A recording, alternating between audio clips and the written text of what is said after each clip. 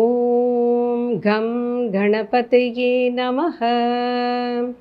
கஜானனம் பூதகணாதிசேவிதம் கவித்தஜம்பூபலசாரபட்சிதம் உமாசுதம் சோகவிநாசகாரணம்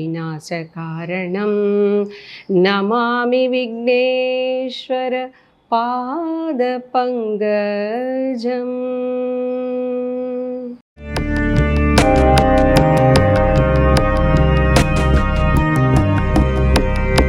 ரகசிய உண்மைகள் சேனலுக்காக நான் ஜெயஸ்ரீ. நம்ம குருஜி சுப்பு இங்கே வந்திருக்காரு. வணக்கம் குருஜி. வணக்கம். விதிப்படி தான் எல்லாம் நடக்குதுன்னு சொல்கிறாங்க. அப்போது நாம் ஜோசியம் பார்க்குறோம், பரிகாரம் பண்ணுறோம், இதெல்லாம் எதுக்கு குருஜி? ஜெயஸ்ரீ மேடம், இது ஒரு நல்ல கேள்வி. விதிப்படி தான் எல்லாம் நடக்குது, அப்போ நம்ம ஜோசியம் எதுக்கு பார்க்குறோம் நீங்கள் கேட்குறீங்க. இதுக்கு ஒரு உதாரணம் சொல்லணும்னா, இப்போ ஒரு நல்ல இருட்டில் ஒரு மனுஷன் போயிட்டு இருக்கான். அவன் ஒரு இடத்துக்கு போய் சேர வேண்டிய இருக்கு. ஆனால் அங்கே வெளிச்சமே கிடையாது.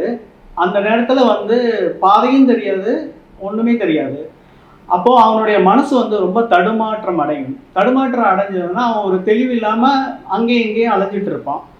அப்போ ஒருத்தர் டார்ச் லைட்டோட வரார். அவனுக்கு வழி காட்டுறார். இந்த மாதிரி இந்த வழியில இந்த டார்ச் லைட் வெளிச்சத்துலேயே போகலாம், போயிட்டானா இந்த ரூட்ல போனால் நம்ம போக வேண்டிய இடத்துக்கு போய் சேர்ந்துடலான்னு கூட்டிகிட்டு போகிறார். இங்கே அந்த வந்தவர் தான் ஜோசியர், அந்த டார்ச் லைட் தான் ஜோதிடம். அப்போது அதில் அவங்களுக்கு ஒரு தெளிவு கிடைக்குது. அவங்க மனசு சஞ்சலம் அடையாமல் ஒரு தெளிவோட அந்த நேரத்தை கடந்து போகிறதுக்கு அந்த ஜோதிடம் உதவுது அவங்களுக்கு.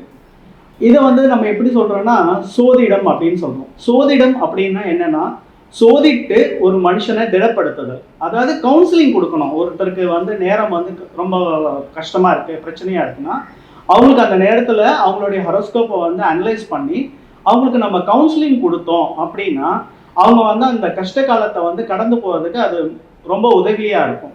இதுக்காக தான் நம்ம ஜோதிடம் பார்க்குறோம். அப்புறம் பரிகாரன்றது நாம் அந்த காலத்தில் கோயில் கட்டி வச்சுருந்தாங்க. அந்த கோயிலில் இயற்கையான எனர்ஜி இருந்தது. அப்போ அந்த கோயிலுக்கு நம்ம போக சொல்லும்போது, அந்த கோயிலுக்கு நம்ம போகும்போது அங்கே நம்மளுக்கு நம்மளுடைய மனசு திடப்படும். அது மட்டும் இல்லாமல் இந்த பரிகார பீரியடை அவங்க 3 மாதம் 6 மாதம்னு கடத்துவாங்க. ஏன் அந்த பீரியடை ஜோதிடர் கடத்துறாங்கன்னா, அவங்களுடைய அந்த கஷ்ட காலங்கள் அந்த காலத்தை அவங்க கடத்தி கொண்டு போகணும். அப்போ அவங்களுடைய மனசை நம்ம மாற்றணும், அதாவது மனசை டைவர்ட் பண்ணணும். இந்த காரணத்துக்காக தான் அந்த பரிகார முறையை சொல்லி அவங்கள கடத்தி கொண்டு போகிறோம். பரிகாரன்றது சிம்பிளாக இருக்கலாம். அதாவது கோயிலுக்கு போகிறது, அங்கே கோயிலில் தியானம் பண்ணுறது மாதிரி. சில பேர் இதை தவறாமல் பயன்படுத்தலாம். ஏன்னா எல்லா விஷயத்துலையும் நல்லவர்களும் இருப்பாங்க, கெட்டவங்களும் இருப்பாங்க. அதனால் நீங்கள் தப்பானவங்களை முக்கியமாக எடுத்துக்காமல் நல்லவர்களோட வழிகாட்டுதலை எடுத்துக்கிட்டு நாம் அதைப்படி செயல்படலாம்.